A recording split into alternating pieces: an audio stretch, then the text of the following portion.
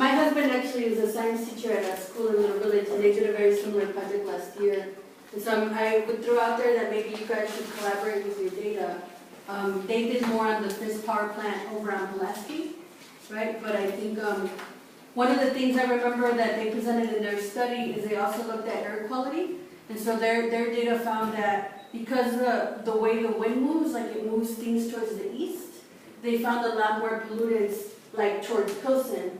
So even though some of it was happening in Little Village, right, like through the power plant, it was actually being pushed even more towards over here. So I think that that's like an interesting layer to kind of add to what's happening here, right? Because it's not even like the coal power plant that's like right there, like off of, like by Morgan or that, but it's also the one on Pulaski, who we're also sort of seeing that over here. So that might be kind of cool to collaborate with them, right? But then I wanted to throw out the suggestion of maybe learning a little bit more about the history of Chicago and how business and industrialization has happened here, right? So that you can be a little bit more specific about why these power plants and businesses are here.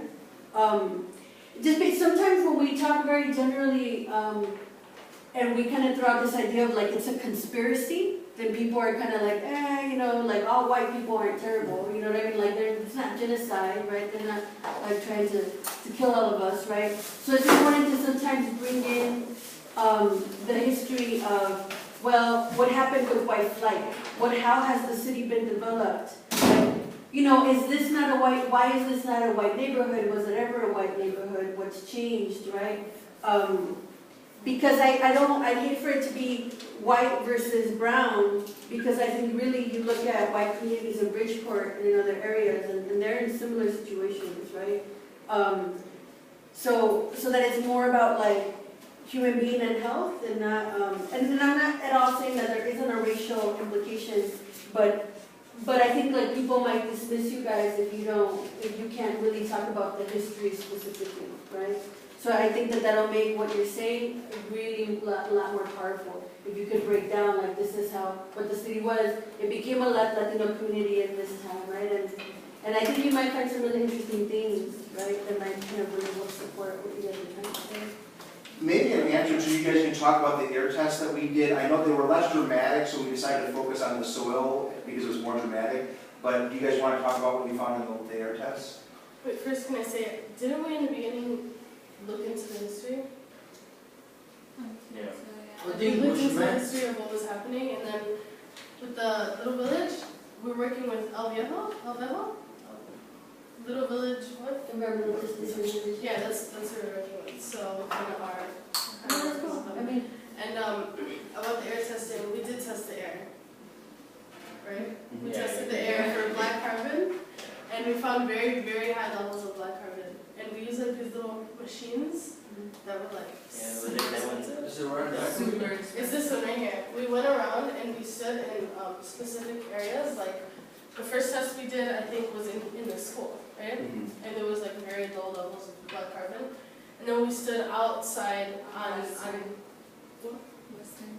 Western and Blue Island, and we tested that. And then we walked. Where did we go? To the railroads on past like 18. Excuse me, in Western. And then we just pretty much went around the entire neighborhood and tested different like stops, and we found very, very high levels of black carbon.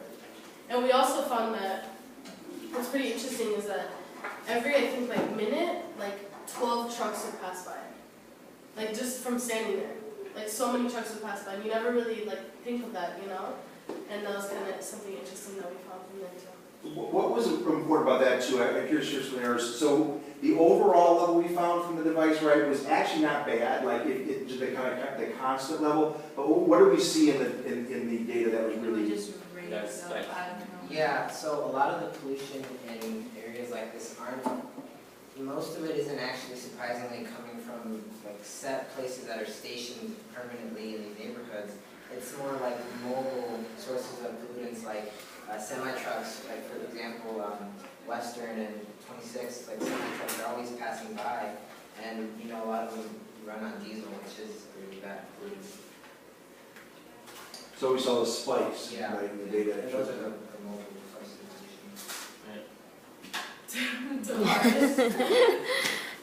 So I just have a question. In your research, you know, we talk about how lead is really bad, right, for our health and how it's in paint and then it's our soil and there's all these high levels. Did you come across like people themselves or like data of people actually being sick and having those things that you guys listed in Pilsen? Because I've never like met someone, let's say, who's like suffered from lead poisoning, right? Did you guys come across anything, any information like that in your research? We didn't really meet her, but the lady that you showed us the movie from, that she was saying her and her sisters, yeah.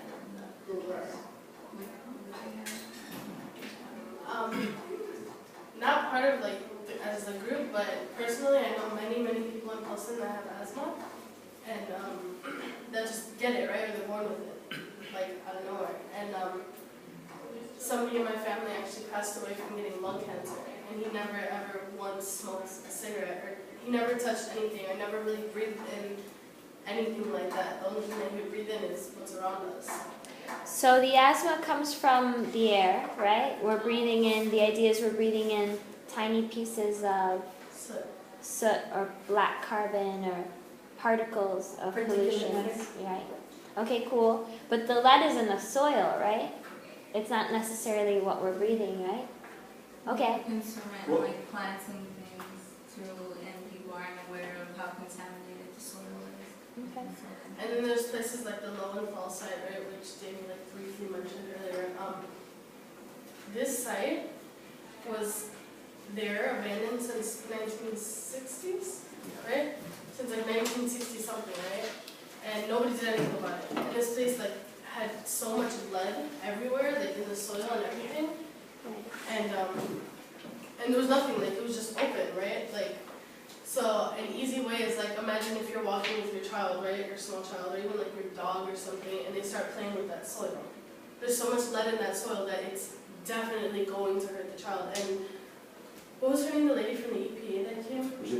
Rosita, yeah, she came from the EPA, and she was a project manager, and we asked her, how can you get her from the soil, right? Like, I mean, do you have to like eat it? What do you have to do? And she said that it can hurt you just from touching the soil, just from playing with that soil, that it can hurt you. Okay. And so yeah. Cool, thank you. Yeah. No, that's good, yeah.